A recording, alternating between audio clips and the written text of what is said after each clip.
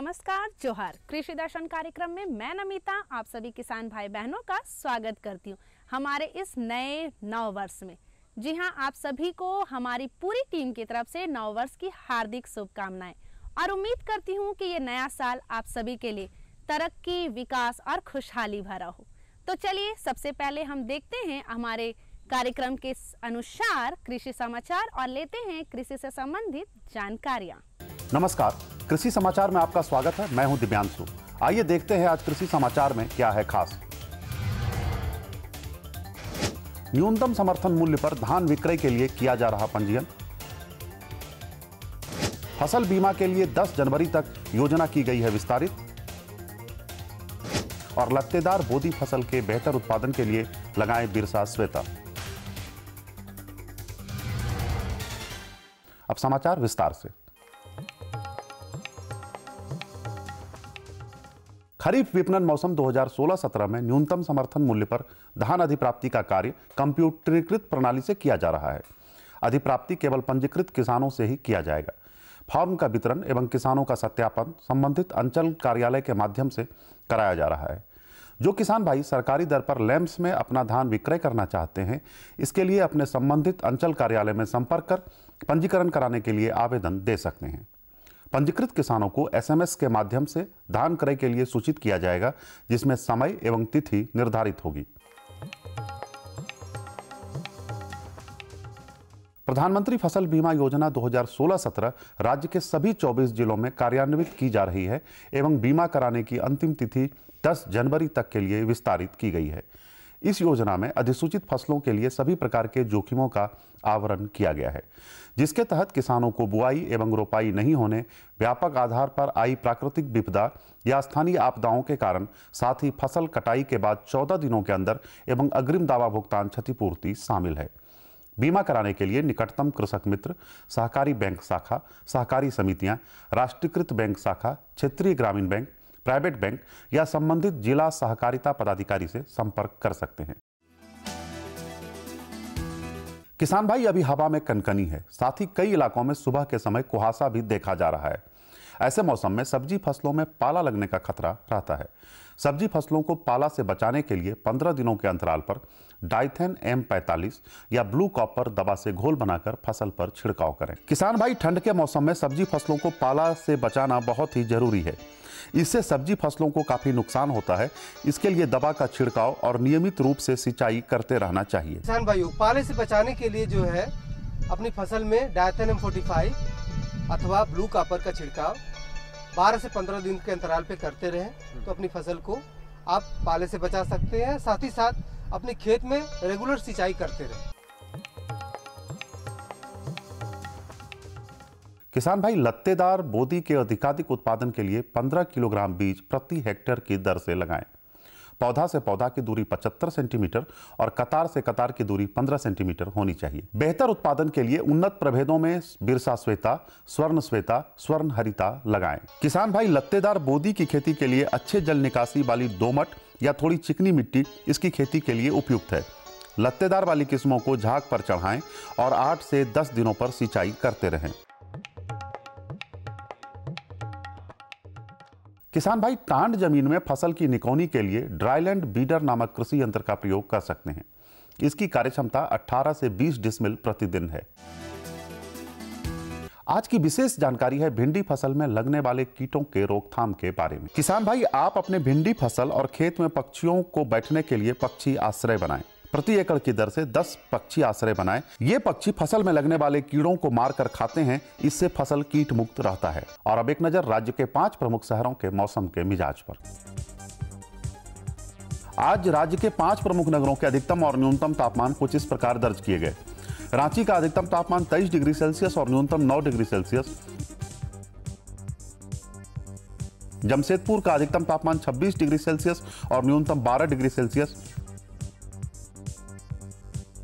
मेदिनीनगर का अधिकतम तापमान 23 डिग्री सेल्सियस और न्यूनतम 10 डिग्री सेल्सियस।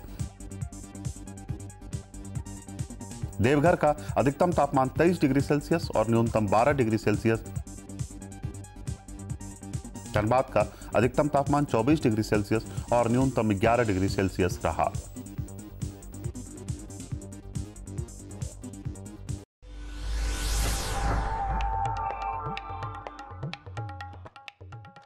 और अब मंडी भाव में आइए नजर डालते हैं अनाजों के भाव पर। आज कृषि उत्पाद बाजार समिति गिरिडीह में विभिन्न खाद्यान्नों के थोक भाव कुछ इस प्रकार दर्ज किए गए।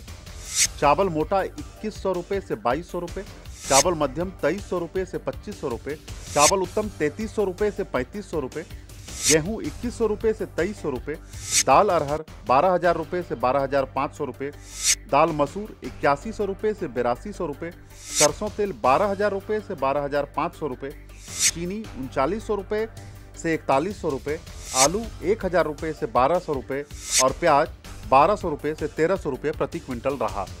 कृषि समाचार में आज इतना ही। अगले दिन अगले अंक में फिर मुलाकात होगी कुछ ताजा तरीन खबरों के साथ। तब तक के लिए दीजिए इजाजत। नमस्कार, जोहार। अभी आप देख रहे थे कृषि समाचार, जिसमें आपने कृषि से संबंधित बहुत सारी जानकारियां ले ली। मौसम के मिजाज के बारे में जाना, मंडी के भाव के बारे में जाना और कृषि से जुड़ी बहुत सारी तकनीक के बारे में भी जानकारी ले ली। तो चलिए समय हो चला एक छोटे से विराम का, और इस विराम में भी आपके लिए कुछ है खास, और ये है संदेश। नई तकनीक सभी को अच्छी लगती है। मैंने भी अपने खेत की तैयारी, बुआई, जुताई, गहाई वगैरह के लिए छोटी मशीनें अपनी जरूरत के हिसाब से खरीदी। मैंने अपने खेतों में मशीन का प्रयोग किया तो काम जल्दी और आसान हो गया। खेती में मशीनों के इस्तेमाल के बाद मुझे मिली भरपूर पैदावार और ज्यादा मुनाफा। छोटी मशीनें तो हमारी अपनी अपनी हैं, लेकिन बड़ी मशीनें हमने समूह बनाकर खरीदी। किसान भाइयों और बहनों, आप भी उन्नत मशीनों और उपकरणों की खरीद पर वित्तीय सहायता का लाभ उठाएं, अपनी आमदनी बढ़ाएं और खुशहाली पाएं।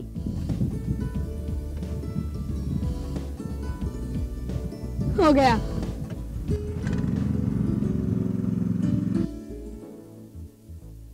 मैंने सोच लिया है, मैं तुझे कृषि का इंजीनियर ही बनाऊंगा।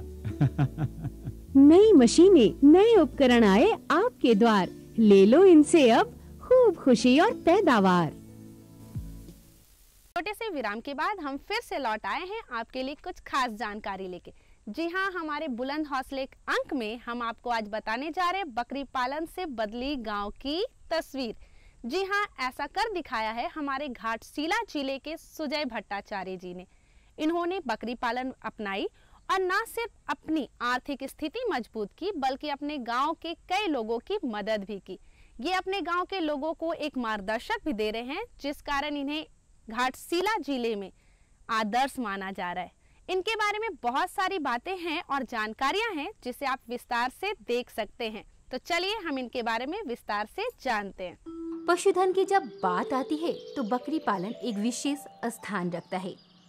आज के दौर में जहां बड़े पशुओं के रखरखाव, चारे, दाने एवं दवाइयाँ महंगी होती जा रही है, वहीं बकरी पालन कम लागत एवं साधारण देखरेख में गरीब किसानों के लिए अतिरिक्त आय का एक साधन बनता जा रहा है।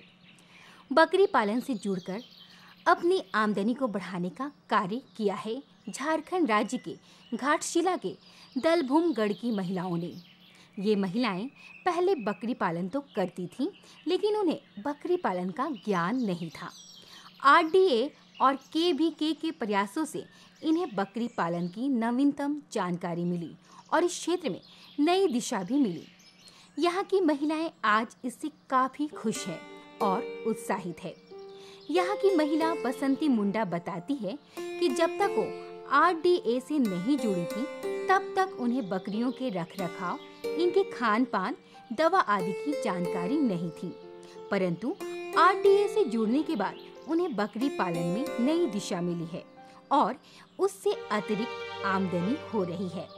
साल में 2 बार देता है, तो 2 बार देता है। 6-7 महीना के बाद में हम लोग बेच देता है। और कभी कभी बुखार उखार बच्चा लोगों का हो जाता है, ट्यूशन खर्चा भी निकल जाता है। मैं घर का खर्च बहुत ही तो है, तो वो खर्च सब उधर से कम पड़ जाता, तो इधर बकरी भी बेच के वो सब कंट्रोल करते हैं। बकरी पालन से जुड़कर साल में करीब 7,000 रुपये की अतिरिक्त आमदनी करती है हंसी मुंडा। ये बताती है कि एक बकरी से उन्हें करीब 3,000 से 4,000 रुपये की आमदनी हो जाती है। बकरी रखने से क्या फायदा होता है? फायदा होता है, बिक्री करने से काम में लगता है। लेकिन जो गांव घर में बकरी रखता है तो उसमें तो बहुत सारा मर भी जाता था, इसको बचाने के लिए दवा ववा सब कराना पड़ता है, तो ये सब कराते हैं? हाँ कराते हैं। और ट्रेनिंग भी लिए कहीं से बकरी पालने का? ट्रेनिंग यही आरडी ऑफिस थे, हाँ। मिला था जैसे ऐसा करना पड़ेगा। इतना ही नहीं, ये बकरियां यहाँ की महिलाओं के लिए एक छोटे बैंक का काम करती है। इन बकरियों को जब चाहे तब बेचकर इनसे यहाँ की महिलाएं अपना घर खर्च चलाती हैं। कभी कोई बीमार पड़ गया तब भी इन बकरियों को बेचकर इलाज करवाती हैं और इससे अपने बच्चों का ट्यूशन फीस भी देती है। এটা আমাদের ছোট ব্যাংক, যখন খুশি তখন আমাদের বিক্রি করি, তো আমাদের বিক্রি করে অনেক কিছু লাভ পেয়েছি, যে ঘর বানা নেওয়া হয়েছে আর ছানাদের এই যে টিউশন মেশন করা হয়, আর বিমারি মানে যখন আমাদের জ্বর অসুখ হয় না ওই তখনও আমরা খরচা করতে পারি। আর छागल बिके हमारे समस्या होता है तब किसको संपर्क करते हैं, किससे मिलते हैं? ये हमारे लतिका আছে, पशु सखी আছে। হ্যাঁ হ্যাঁ লতিকাকে আমরা ডাকি, তো ও আমাদের আরো ডাক্তার দা আছে, ডাক্তার আমাদের চিকিৎসা করে।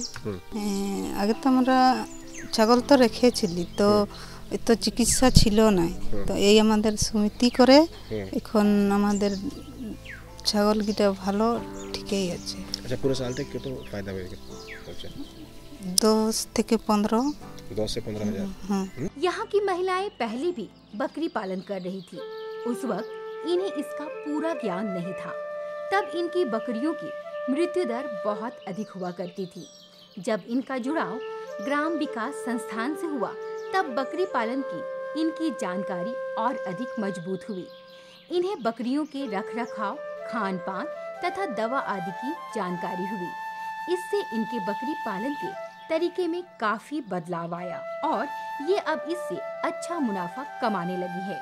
फीमेल गोट है, उसको लेके हम लोग दीदी लोगों को ट्रेनिंग कराए कैसे रखना है, हाउस मैनेजमेंट के ऊपर, शेड मैनेजमेंट, बकरी को किसको खिलाना है, कैसे कौन सी सीजन में क्या खिलाना है, कैसे चराना है, ये इसको सब के ऊपर साथ साथ डिजीज़ के ऊपर हम लोग कंट्रोल रखते हैं।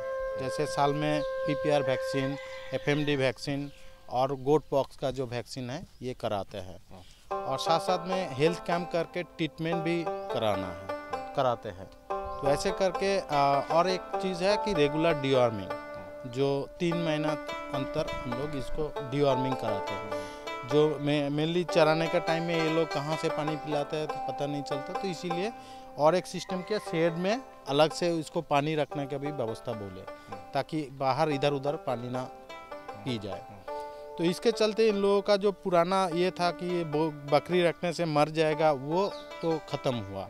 अभी ये लोग बकरी के ऊपर बहुत ध्यान दिया। पहले इस गांव में 4-5 ठो दीदी के पास ही बकरी था, अभी 34 फैमिली के पास गोट जो है, बकरी जो है वो है, और लाइवलीहुड के साथ जोड़ दिया है। गांव के लोगों की बकरियों की सही देखभाल हो सके, इसके लिए RDA और KVK की मदद से गांव में पशु सखी का चयन किया गया।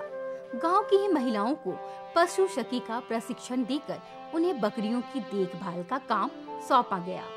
प्रशिक्षण में इन्हें बकरियों के रखरखाव, खान पान तथा दवा आदि की जानकारी दी गई, जिसकी मदद से ये गांव की बकरियों की सही देखभाल करती है तथा वहां के लोगों को इस दिशा में जागरूक करती है। सरिता, पशु सखी कैसे बनी तुम? पहले फेडरेशन दीदी ने सूचना दी कि मतलब धलबुंगड़ ब्लॉक में और हर एक पंचायत में पशु सखी लिया होगा बोल के, तो पहले फॉर्म अप्लाई किए, उसके बाद एग्ज़ाम हुआ हम लोगों का। एग्ज़ाम होने के बाद हम सेलेक्ट हुए और बाद में चुकरीपड़ा पंचायत में काम शुरू किए हैं। और जब सेलेक्ट हो गए तो उसके बाद किसी चीज़ का जानकारी भी होना चाहिए, तो ट्रेनिंग जी ट्रेनिंग लिए 5 दिन का। कहाँ से? KVK से? हाँ, KVK से जी। तो वहाँ पे क्या क्या बताया गया ट्रेनिंग में? रख रखाव के बारे में और भोजन के बारे में, किस तरह से उनका भोजन देना चाहिए ताकि उनका विकास भी अच्छा हो, और रख रखाव के बारे में भी, जैसे उन लोगों का घर पुआल और ढालू नुमा होना चाहिए, विशेषकर ज़्यादातर मचान वाला होने से उन लोगों के लिए बेहतर है। अच्छा, तुम गांव में घूमते हो जी। तो सबसे ज़्यादा समस्या क्या देखती हो? लोग क्या गलती करता है बकरी रखने में? वो लोग मतलब रख रखाव में ज़्यादा ध्यान नहीं देते हैं। जैसे गड्ढा हुआ है तो मतलब ध्यान, वो लोग मतलब पहले वो लोगों को पता ही नहीं था कि इससे हम लोग का फायदा होने वाला है, तो उतना ध्यान नहीं देते हैं। जैसे गड्ढा है तो गड्ढा ही रहने दीजिए, मतलब वो लोग उतना ध्यान नहीं देते हैं दीदी लोग। तो हम जाके सुझाव देते हैं नहीं ऐसे रहने, मतलब ढालूनुमा रहने से वहाँ गंदा नहीं होगा तो बीमार भी कम होगा। जी। पशु सखी लतिका पात्रा बताती है कि शुरुआत में गांव की महिलाओं को बकरी पालन के रख रखाव के बारे में समझने में काफी दिक्कत होती थी। वे लोग किसी नियम का पालन नहीं करती थी, पर धीरे धीरे जब बात इनकी समझ में आई तो वे लोग इसका दिल से अनुसरण करने लगी। बकरियों के रख रखाव, खान पान, दवा आदि पर ध्यान देने लगी, जिससे इसकी मृत्यु दर घट गई है। अब बकरियों से ये अतिरिक्त आमदनी प्राप्त कर रही है। परेशानी में पहले तो दीदी लोग हम लोग का बात मतलब समझते भी नहीं थे, फिर हम लोग जाते थे, परेशानी होता था, हम लोग बात भी नहीं समझ पाते थे दूसरों का। फिर गए दीदी लोग को देखते, बकरी तो हर कोई पालता है लेकिन सही तरीके से मतलब पालन नहीं करता था। रखता था, गड्ढा रखता था, फिर ज़मीन में ही मतलब भोजन वोजन देता था, फिर टांगने में ऐसे लोग बाहर टांग देता था, छप्पर नहीं था बाहर में। फिर हम लोग समझाए कि बाहर में छप्पर रखिए, ऐसे टांग देने से तो लोग को बहुत सुविधा, अच्छा से सो भी नहीं पाता, बैठ भी नहीं पाता है, खाने में भी बहुत दिक्कत होता है। फिर ऐसे समझा के हम लोग घर बनवाए छप्पर जैसा। फिर वहाँ सुबह शाम ऐसे कि सुबह घर वाला रात का जहाँ पे रखते हैं वहाँ से निकाल के वहाँ रखने बोले। फिर सुबह मतलब कुछ डाल वगैरह डाली सब खाने के लिए देते हैं, उसके बाद छोड़ने बोलते हैं। रात में जहाँ पे रखते हैं वहाँ बोलते हैं थोड़ा रोशनी की रोशनदान कर दीजिए, तो वो लोग मतलब रात में कुछ होगा जैसे कि लड़ाई भी होता है तो देखने में भी सुविधा होता है, तो रात में भी ऐसे रोशनदान करता है, फिर रख देता है। फिर हम लोग समय समय पर आते हैं, कुछ होने से दवा देते हैं, फिर कृमि दवा देते हैं, 3 महीना बाद पीपीआर का वैक्सीन भी करते हैं। फिर अभी पहले बहुत मरता था, कम से कम 5-10 तो मर ही जाता था, अभी एकदम ना के बराबर है। हो सकता है किसी कारण से 1-2 मर जाता है। बकरी पालन की दिशा में ज्ञान को बढ़ावा देने के लिए इस गांव में इंटरनेट साथी भी सदा तत्पर रहती है।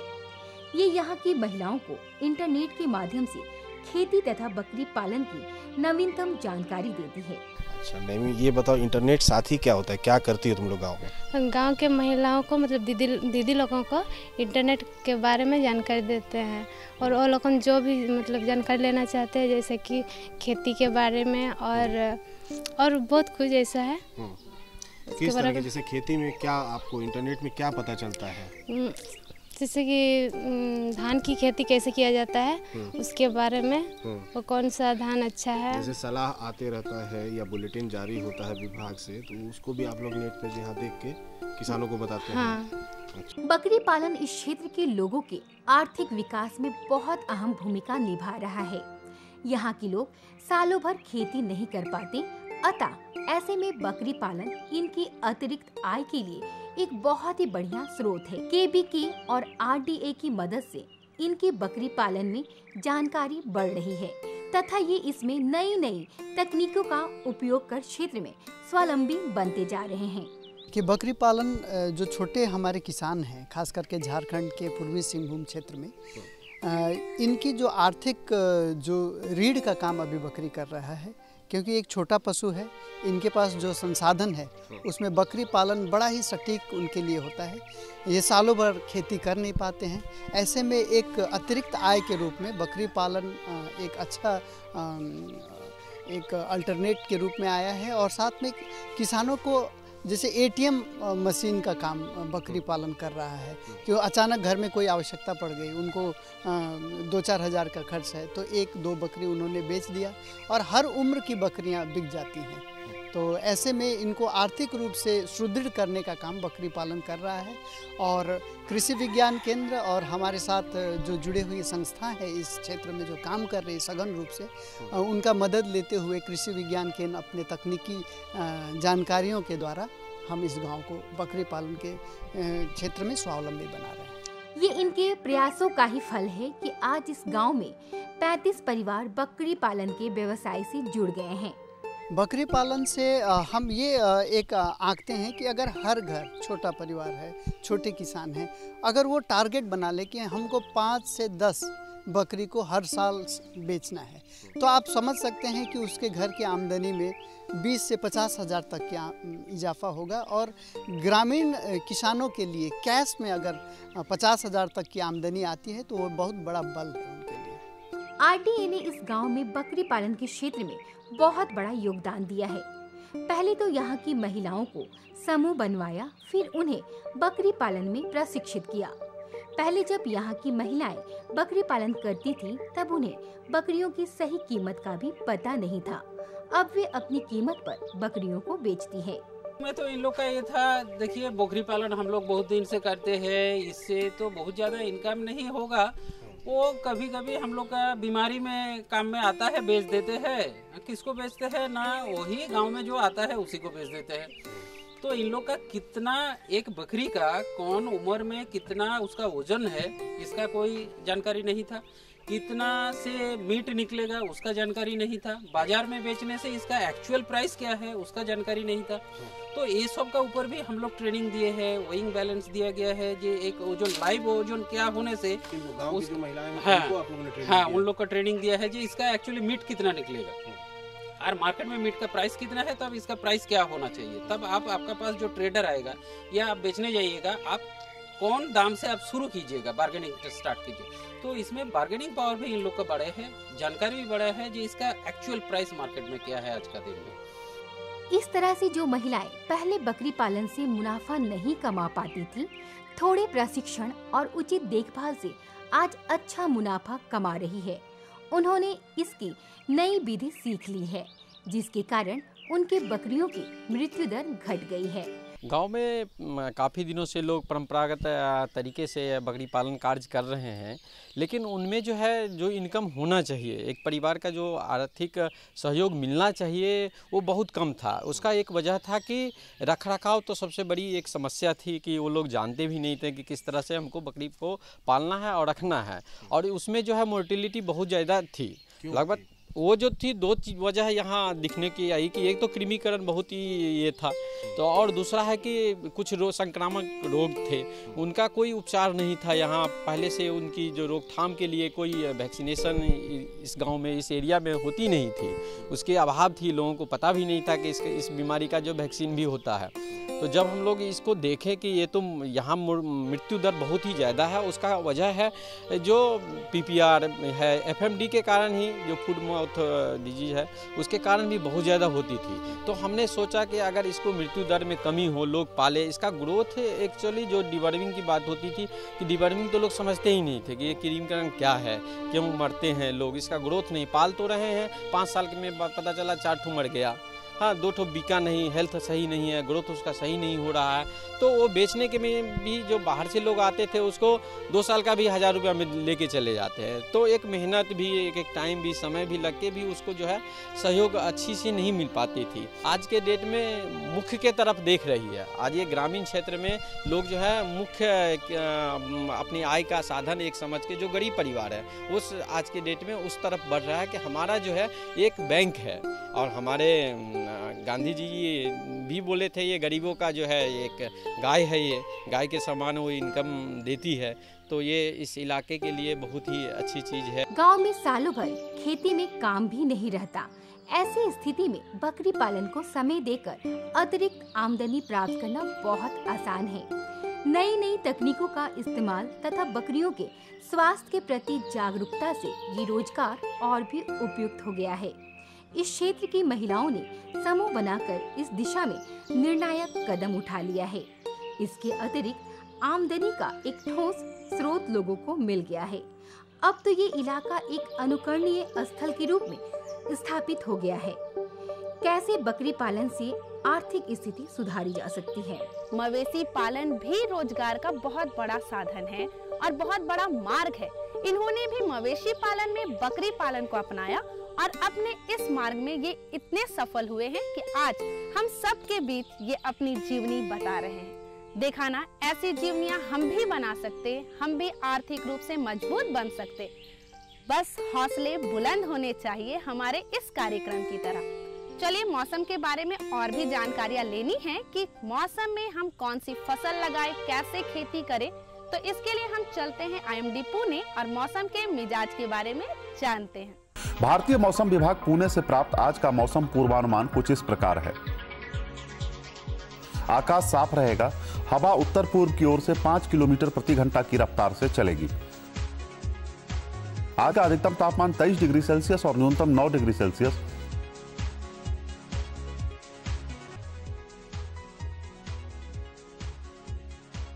जो किसान भाई आगात गर्मा सब्जी की खेती करना चाहते हैं वो इसके बीज को पॉलीथीन के थैले में मिट्टी एवं गोबर का खाद भरकर लगाएं और उसे पॉलीथीन या पुआल का छोटा सा घर बनाकर रख दें ताकि आवश्यक गर्मी मिल सके। बीज को बोने से पहले 24 घंटे पानी में भिगो लें। किसान भाई इस समय आगात मटर के फसल में चूर्निल फफूंदी रोग के आक्रमण की संभावना रहती है। इस रोग से बचाव के लिए फसल में कैराथेन दवा 1 मिलीलीटर प्रति लीटर पानी या सल्फेक्स दवा 3 ग्राम प्रति लीटर पानी में मिलाकर छिड़काव करें। IMD पुणे से वापस लौट आए हैं और हमने मौसम के बारे में भी बहुत सारी जानकारियां ले ली है, तो हम क्यों ना मौसम के मिजाज के हिसाब से ही अपने फसल और खेती का भरपूर ध्यान रखें और अपने उत्पादन की भी बढ़ोतरी करते जाए। चलिए अब समय हो चला है आपसे विदा लेने का, तो आप हमें विदा दीजिए, लेकिन उससे पहले हमारा ये पता जरूर लिख ले। हमारा पता है कार्यक्रम कृषि दर्शन, कृषि प्रकोष्ठ द्वारा केंद्र निदेशक, दूरदर्शन केंद्र, रातू रोड, रांची, पिन संख्या 834001। तो चलिए किसान भाई बहनों, इसी के साथ आप मुझे और मेरी पूरी टीम को विदा दीजिए और फिर से आप सभी को नववर्ष की हार्दिक हार्दिक शुभकामनाएं। जोहार।